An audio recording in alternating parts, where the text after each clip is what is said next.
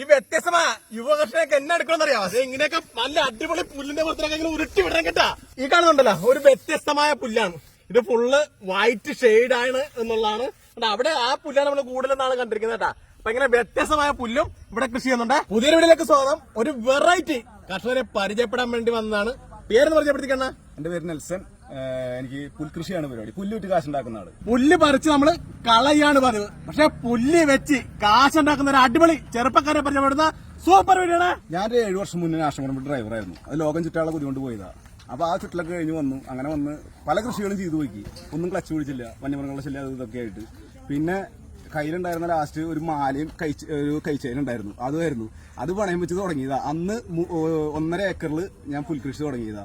ഇന്നിപ്പോ എനിക്ക് ഏകദേശം 6 ഏക്കറോളം 3 യൂണിറ്റ് ആയിട്ട് 6 ഏക്കറോളം സ്ഥലം ഞാനിപ്പോ കൃഷി ചെയ്തുകൊണ്ട് എൻ്റെ ഇവിടെ 10-30 പണിക്കാരുണ്ട്. ഫീൽഡ് ഗ്രാസിന്റെ ഫാമിംഗിൽ പറയുന്നുണ്ട്. നമ്മളിത് കട്ട് ചെയ്ത് കഴിഞ്ഞാൽ പിറ്റേ ദിവസം തന്നെ ഇടാൻ പറ്റുമെന്ന്. പിന്നെ അതിന്റെ അടുത്ത ദിവസം മാക്സിമം അടുത്തുള്ള ദിവസങ്ങൾ നമ്മൾ ചെയ്ത് കഴിഞ്ഞാൽ ഒരു 7 ദിവസം കൊണ്ട് നമ്മൾ പോളിയർ NPK പോലുള്ള വളങ്ങൾ നമ്മൾ ചെയ്തു കൊടുക്കും. അത് ചെയ്ത് കഴിഞ്ഞാൽ ഒരു 2 വീഡ് റിമൂവൽ നമുക്ക് വരും.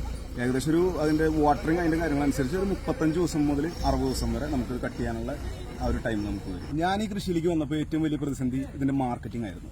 അപ്പോൾ ആ മാർക്കറ്റിംഗ് എന്താണെന്നുള്ളത് എനിക്കറിയാം. അപ്പോൾ ഞാനിവിടെ കണ്ടമാനം കർഷകർ കൃഷി ചെയ്യുന്നുണ്ട്. അവരുടെ മെറ്റീരിയൽ ഞാൻ ഇപ്പോൾ ഇവിടുത്തെ മാർക്കറ്റിൽ എത്തിക്കുന്നുണ്ട്.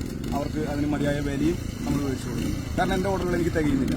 കൊടുക്കാനായിട്ടുള്ള മെറ്റീരിയൽ എൻ്റെ ഇല്ലാത്തതുകൊണ്ട് നമ്മൾ എടുത്ത് കൊടുക്കുന്നുണ്ട് പുറത്തുനിന്ന്. ഫീൽഡ് ഗ്രാസിന് ഏറ്റവും കൂടുതൽ വേണ്ടതെന്ന് പറഞ്ഞാൽ വാട്ടറിംഗ് ആണ്.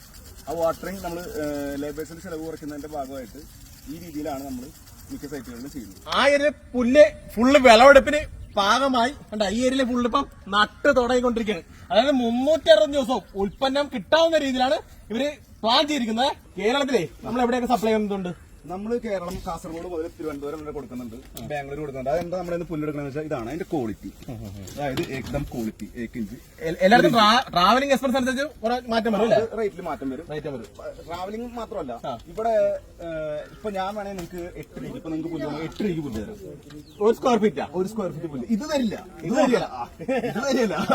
ക്വാളിറ്റി പറഞ്ഞോണ്ട് 8 രൂപ മുതൽ. അതെങ്ങനത്തെ പുല്ലാണ്? അത് നിങ്ങൾക്ക് വേണമെങ്കിൽ ഞാൻ കാണിച്ചു തരാം. പക്ഷെ അതൊക്കെ മേടിച്ച് ഉണ്ടായിരിക്കണമല്ലേ? ഞാൻ ഒരു റിസ്ക് കൊടുക്കില്ല. നിങ്ങൾക്ക് സാധനം മേടിച്ചാലും പുല്ലാണ് ഓക്കെയാണ്. വിട്ടു. അപ്പൊ ഇതാണെങ്കിൽ നമ്മൾ എഗ്രിയാണ്, ഗ്യാരണ്ടി.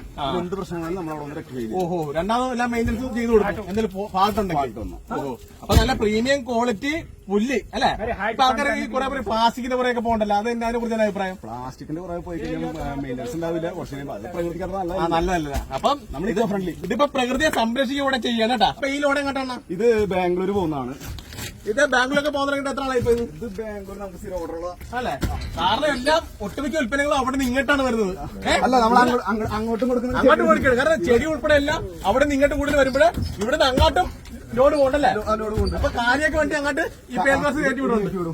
അത് അവിടെ ഇത് സാധ്യയില്ലാത്ത എന്താണ് കാര്യം? എന്താ? ഇല്ല, അവിടെ ആരും ചെയ്തിട്ടില്ല. എന്തെങ്കിലും സാധ്യത ഉണ്ടെങ്കിൽ അവര് പണ്ടേ ചെയ്തേനെ. അപ്പൊ ഇങ്ങനെ ചെറുപ്പക്കാർ ഈ രംഗത്തേക്ക് വന്നേ മാത്രമേ കേരളത്തിൽ നിന്ന് ഉൽപ്പന്നങ്ങൾ അല്ലെ? ഇപ്പൊ പച്ചക്കറിയൊക്കെ, ഇപ്പൊ പൈനാപ്പിൾ കഴിഞ്ഞ ദിവസം പോയിട്ടുണ്ടായിരുന്നു. അവിടെ ഒരുപാട് പേര് കയറ്റി അയക്കുന്നുണ്ട്. അപ്പൊ പുല്ലെങ്ങനെ പുല്ല് കയറ്റി അയക്കുന്നുണ്ടല്ലോ അല്ലെ? പുല്ല് വില ഇപ്പൊ ഇവരൊക്കെ വലിയ മാർക്കറ്റായി പോയി പുല്ല് കിട്ടി. മുതലാളി കൂടെ പണിയാണ്, എല്ലാ ദിവസം പണിയുവാ. മുതലാളി പണിക്കാരൊന്ന് വീക്കാവുമ്പോൾ നമ്മൾ അവരുടെ കൂടെ നിൽക്കും. നമ്മൾ ഒരു ലോഡ് എടുക്കാൻ കാണുമ്പോൾ അവർക്കൊരു ആവേശം വരും. ഏകദേശം നമുക്ക് ഒരു 15,000 സ്ക്വയർ ഫീറ്റിന്റെ മേളിൽ ഒരു ദിവസം കട്ടി. ഈ വണ്ടിയൊക്കെ കയറ്റാൻ നടക്കണം. ഇതെല്ലാം കയറ്റാൻ നടക്കണം. ഇത് എങ്ങോട്ടൊക്കെ പോകണം പ്രധാനമായിട്ടും? ഇത് കാസർഗോഡ് മുതൽ തിരുവനന്തപുരം വരെയുണ്ട്. ഈ തോട്ടത്തിന് പ്രത്യേകണ്ട, ഇവിടെ തെങ്ങിന്റെ ഇടവിളയായിട്ടാണ് ഇരിക്കുന്നത്. അപ്പൊ താഴെ മേളിലും വരുമാനം. ബുദ്ധിമാനായ കർഷകനാണ്. ഈ പുല്ല് കൃഷി കൊണ്ട് മാത്രം ആയിരക്കണക്കിന് തൊഴിലവസരങ്ങളാണ് സൃഷ്ടിക്കപ്പെടുന്നത് കേട്ടാ. എത്ര തരം പുല്ലിവിടെ കൃഷി ചെയ്യുന്നുണ്ട്?